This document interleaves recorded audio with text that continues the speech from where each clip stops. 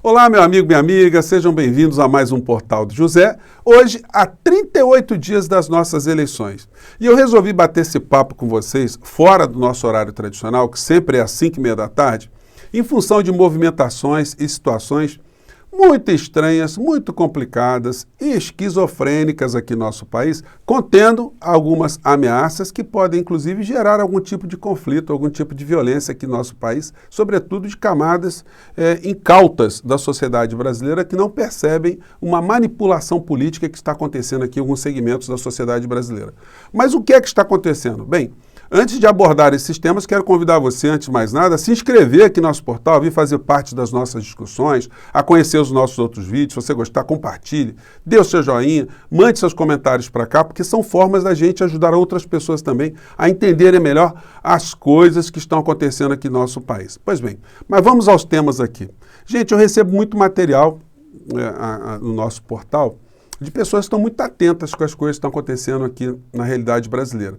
Infelizmente, nós temos no Brasil hoje uma situação que vai ter que ser discutida. A utilização de entidades religiosas para ações políticas partidárias. Se o cidadão quer ter um coletivo de pessoas agindo politicamente na realidade concreta do nosso país, ele tem que fundar um partido político. Agora, o que está acontecendo é uma perversão muito grande, porque falsos líderes religiosos, porque eles estão atuando em outra frente de maneira muito mais atenta, de uma mais intensa, né? Eles se utilizam da estrutura da religião, da igreja, que tem uma série de blindagens constitucionais garantidas, né, das pessoas professarem a sua fé, de fazerem os seus cultos. Eles usam essa imunidade para se protegerem de uma série de ações judiciais quando eles vão para o campo político da ação política. Um desses personagens que tem feito muito bem, entre aspas, né, a utilização dessas brechas, dessas lacunas, é o líder constitucional, espiritual, político do atual presidente da República, o Silas Malafaia. Então, de vez em quando eu recebo alguns vídeos mostrando qual o perfil desse cidadão, né? E só para ilustrar aqui, para quem não conhece, que todo dia eu recebo coisa diferente, nessa aqui eu não conhecia. Eu vou compartilhar com vocês esse trecho aqui. Vamos lá. Eu estou pedindo 3 empresários aí que estão me assistindo aí, que podem me enviar uma oferta acima de R$100 mil. 3. 2 deles, pelo menos, podem mandar acima de R$100 mil. É contigo mesmo. Será que sou eu? Será que não é outro? Deus tá... É contigo mesmo, né? Isso aqui é como se estivesse pedindo um cafezinho, né? Dá para pegar um cafezinho para mim? É contigo mesmo, né? E esse tipo de situação gera uma série de distorções, né? Porque o cidadão político aqui, ele pode, inclusive, entrar em alguma discussão e criar algumas lesões, alguns danos, ser demandado judicialmente a pagar uma série de indenizações, de danos morais, danos materiais, mas no final da história o dinheiro não sai do seu bolso, né? Basta, de repente, pedir ali para algumas pessoas para darem a sua oferta, que a situação está resolvida. Mas estamos diante de uma escalada absolutamente inconsequente.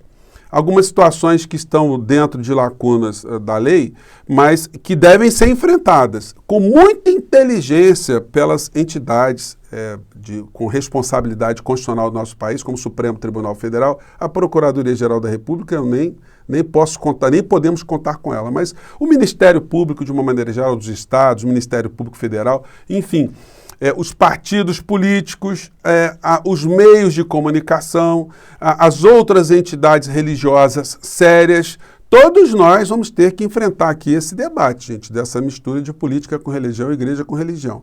Porque esse tipo de ação política aqui é uma coisa absolutamente impensável numa democracia. Vamos ver do que eu estou falando aqui, vamos lá.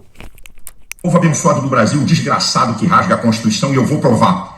Eu começo pelo inquérito imoral. Olha só, todos nós, né, aprendemos que numa sociedade democrática você chamar um ministro da Suprema Corte do seu país de desgraçado, isso deveria gerar algum tipo de consequência, né? Legal das fake news que não está no ordenamento jurídico do Brasil.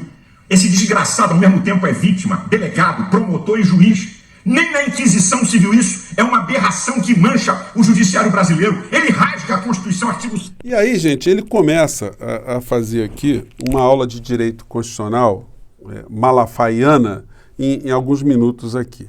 Mas a coisa mais complicada não é só essa, não. Ele comete ali uma série de mentiras diante de interpretação, né, ou mentiras da interpretação da Constituição do nosso país. E aí ele vai induzindo as pessoas que, de fato, nós temos aqui um ditador que está fazendo tudo ao seu bel prazer, não existe nenhuma entidade pedindo nenhum tipo de investigação, a Polícia Federal, partido político, sociedade, os outros órgãos do Poder Judiciário, do Ministério Público, não. Tudo é da cabeça de um ministro do Supremo Tribunal Federal. Ele faz uma demonização criminosa de um ministro da Suprema Corte do nosso país. Mas aí ele busca algum tipo de ação jurídica para colocar o seu inconformismo diante das situações? Não. Ele está querendo apelar para outro tipo de solução. E aí a gente começa a ficar num campo muito problemático e que as autoridades vão ter que ter muita inteligência para poder lidar com isso, porque ele quer se colocar, pelo que nós estamos vendo aqui, ele chama o Alexandre de Moraes várias vezes de desgraçado. Ele está querendo citar uma situação de conflito, uma espécie de arapuca, para que o Alexandre de Moraes, de fato, tome uma atitude e aí, ao tomar atitude, ele tente se proteger com o direito constitucional que as igrejas têm de professar a fé, as suas opiniões, seus cultos, enfim, e não ter nenhum tipo de consequência em função disso. Mas o que ele disse aqui? Vamos acompanhar aqui, gente, que é um negócio muito complicado. Ficar calados? Como é que é isso? Nós só temos o direito de recorrer às duas instâncias. O povo, que é o supremo poder de uma nação. E quando um povo se revolta, ninguém segura. O povo vai dar resposta. O povo brasileiro vai dar resposta. E Deus, que é o supremo juiz do universo. Então é o seguinte, uma pessoa que está inconformada com as decisões judiciais, segundo ele, só tem duas alternativas. O povo, que no caso, o povo revoltado, que ele está querendo inflamar, e Deus, né? O Estado brasileiro não serve para nada, as instituições não servem para nada, o advogado para entrar com habeas corpus, entrar com mandado de segurança, não serve para nada. O poder legislativo que cria as leis também não serve para nada. Então, nada serve para nada. O que serve é o povo na rua se manifestando, fazendo a justiça com as próprias mãos, tomando as suas iniciativas comandadas por esses líderes espirituais e empresariais, né, religiosos, né? Enfim, é isso mesmo? Isaías 43:13 diz: ninguém há que possa escapar das minhas mãos. Em nome de Jesus, Deus ou o povo ou ambos vão fazer justiça no Brasil. Quanto a mim, eu vou citar Hebreus capítulo 13, versículo 6.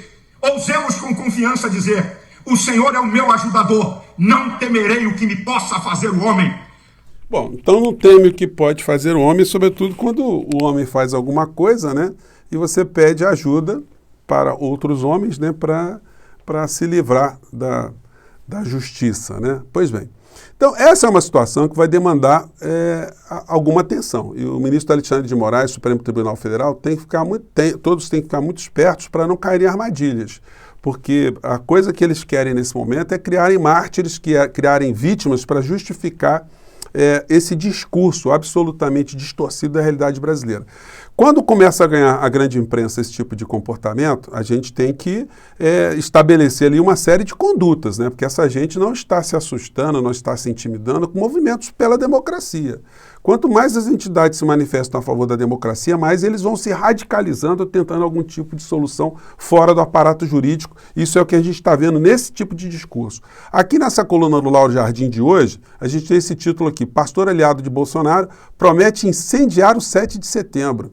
E aqui ele coloca aqui, né? O ânimo vai esquentar. Então ele está conduzindo ali uma série de fiéis para esse tipo de enfrentamento, né? De não aceitar o que está sendo colocado pelo o direito aqui no nosso país, o Estado de Direito. Isso é uma ameaça no discurso, né? Se a partir do dia 7 de setembro tivermos alguma situação, isso vai dar cadeia para muitas pessoas. Ele se ampara aqui, gente, o Malafaia, nesse tipo de discurso, porque é crime, né? Você que tem aqui na lei criminal, Código Penal Brasileiro, o artigo 359-L, dos crimes contra as instituições democráticas. Tentar com emprego de violência ou grave ameaça abolir o Estado democrático de direito, impedindo ou restringindo o direito dos poderes constitucionais. Pois bem, isso é um crime que vai de 4 a 8 anos a pena aqui desse crime. Mas aí tem aqui uma excludente aqui nessa lei que diz o seguinte: não constitui crime previsto nesse título a manifestação crítica aos poderes constitucionais, nem atividade jornalística ou reivindicação de direitos, blá, blá, blá, blá. Então, o que ele está dizendo? Ele faz esse tipo de discurso absolutamente ameaçador, mas ele vai dizer que são direito dele. Compete ali ao ministro Alexandre de Moraes, por ter sido ofendido pessoalmente, promover uma ação pessoal, uma ação por danos morais contra o indivíduo. Evidentemente, se o Alexandre de Moraes fizer isso, ele vai acender mais ainda, ou vai jogar mais combustível no meio dessa discussão.